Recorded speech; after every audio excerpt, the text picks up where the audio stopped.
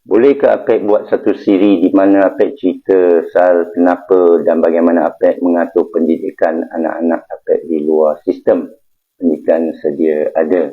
Okey, terima kasih pada soalan ini. Apek memang menganjurkan unschooling. Yang lain dari homeschooling. Homeschooling masih kita belajar kat rumah ke, alternatif ke, tapi masih lagi menggunakan sistem peperiksaan. Unschooling ialah langsung keluar dari sistem, tidak masuk peperiksaan, tidak ada tekanan untuk anak kita sentiasa ada sindrom awak kena belajar untuk periksa. Jadi dia kena ikut kurikulum itu juga. Saya baru anak bongsu saja betul-betul unschooling. Saya tidak sedar tentang unschooling sehingga saya pergi Google dan internet terjumpa istilah tu. Dia berbeza, jangan salah faham dengan homeschooling. Jadi kalau lihat pada hidup saya juga amalkan unschooling bila capai usia 18, patut usia 12 akhir balik dah boleh keluar. Kerana Allah jadikan kita fitrah, memang berilmu. Allah yang berikan kita ilmu. Alama insan nabil qalam, alama insan nama lam ya'lam. Yang mengajar Adam nama-nama kan, tak ada guru tau. Ini salah faham ni, orang kata siapa tak ada guru, guru dia syaitan iblis. Tidak ada hadis itu. Ustaz yang beritahu tak ada hadis itu pun kena cemur.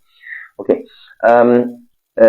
Bila saya memulai Islam, saya sedar bahawa kerana mak saya nak saya jadi doktor lah. Allah, saya belajar biomaths di Victoria Institution, sekolah paling hebat lah masa tu lah, sekolah terpilih lah. Saya pelajar antara pelajar terbaik. Tapi saya sakit jiwa. Kenapa perlu belajar? Kenapa perlu cari kerja? Saya masa nak bunuh diri kerana keluarga selalu bergaduh. Akhirnya ibu bapa saya bercerai pertengahan 79. Saya masa tu tingkatan 6 bawah biomaths. Tapi akhirnya saya jumpa jalan untuk berhijrah ke Semabuk, Melaka. Saya berhenti BI pergi Melaka, tak ada biomaths. Saya belajar economic maths. Alhamdulillah ada hikmah dia kerana economics. Saya anjurkan anak-anak belajar economics. Atau kalau anak nak pergi sekolah, pergi darjah 1 sampai 6, sekolah rendah jenis kebanyakan Cina. Kerana kita boleh berbagai bahasa. Tak ada rugi, kita boleh berbahasa banyak. Bahasa Melayu dah belajar kat rumah. Anak-anak saya dengan isteri cakap Inggeris. Isteri saya orang luar. Jadi anak-anak dah cakap Inggeris. Kat sekolah cakap Cina. Dengan kawan-kawan cakap Melayu lah. Dia cepat, kita cepat tangkap bahasa masa kecil. Tapi sistem sekolah melambatkan kita. So bila saya keluar, saya tak ada sijil. Allah tak mungkin janji dia. Dunia kerja saya. Saya dapat pelajari melalui pengalaman kerja komputer lah. Lebih laju daripada orang yang ada ijazah. Dan pemikiran kita di luar kotak. Kita tak diganggu oleh teori-teori. Kita belajar daripada pemerhatian. Begitu juga Islam. Saya doa daripada Allah. Berilah saya ilmu Allah, ilmu Islam. Rupa-rupanya Allah tak letakkan saya satu madrasah atau satu sekolah. Saya nak duduk kekal sampai khatam, tak bagi. Allah akan bawa saya jumpa guru kepada jemaah. Ada tabligh, tarikat, Ahmadiyah, Nasyabandiyah, Dakawiyah yang rasmi saya Syekh tarikat Syandakaria Sufiyan Dallas dari Scotland dia, England, dan meninggal baru ni. Allah yarham. Semoga Allah cucur rahmat atas dia. Dan persekolahan ini kita bagi murid ini, anak kita ni menentukan jadual dia. Dan kita tengok apa kesukaan dia. Dan kita nak dia lalui 15 hobi kesukaan. Kerana dia masih muda, sebaiknya dedahkan dia berkeusahawanan. Ibu bapa yang tengah berniaga, tak kira burger ke, jual soya ke, bagi anak ikut sama. Kerana bila dia melayan pelanggan, dia akan tukar dinamika dia, tukar psikologi dia. Dia jadi lebih matang, akhlak lebih terbina. Dia pandai kira wang, matematik dah ada, bahasa dah ada. Dan dia terdedah berbagai ilmu daripada percakapan orang. Masalah di sekolah ialah kita berdepan dengan dinding.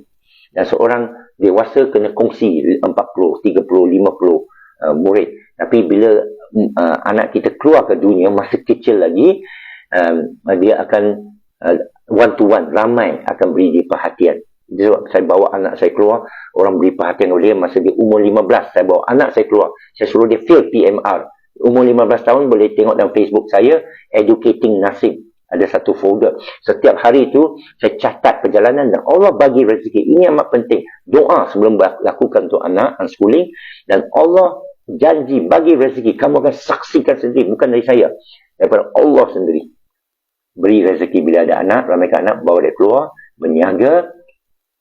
Dan saya banyak kisah lah saya nak cerita lah. Terutama saya pergi Ponorogo, Indonesia. Ramai orang cerai kerana bila kahwin, dia takut nanti ada anak susah nak belanja. Mereka kita dirasuk oleh bisikan syaitan. Belanja, kena PTPN, kena hantar universiti, college, belanja berjuta rupiah dan sebagainya. Jadi lepas kahwin, mereka satu anak, isteri tu pergi kerja luar negara.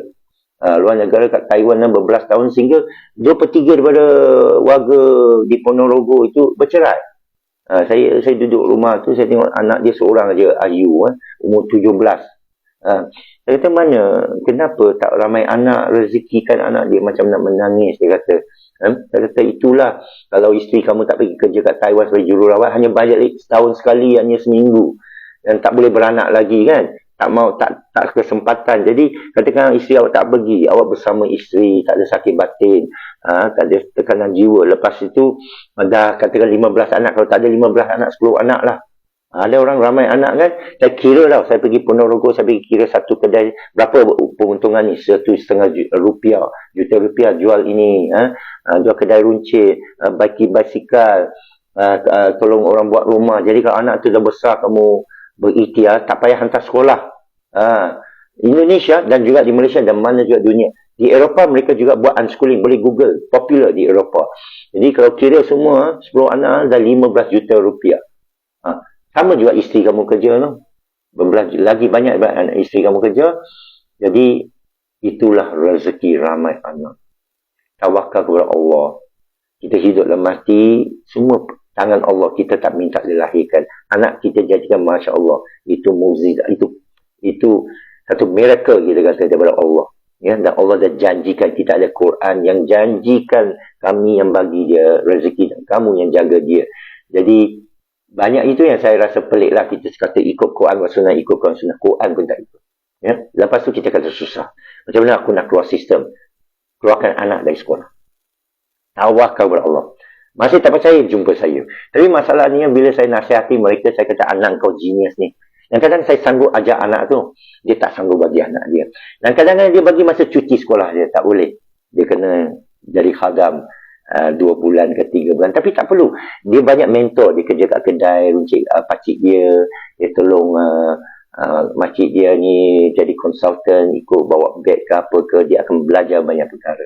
Ya, saya akan bagi lagi kalau ada pertanyaan, saya akan berkongsi lagi. Terima kasih.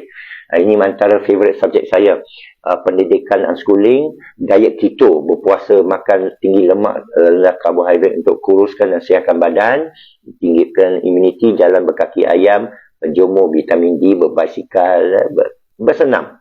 Paling baik, berpuasa dan bersenam. Lepas itu tentang ilmu tasawuf, cara ni, lepas tu kerjaya, apa lagi, ini semua favorite saya lah. Sekian, Assalamualaikum warahmatullahi wabarakatuh.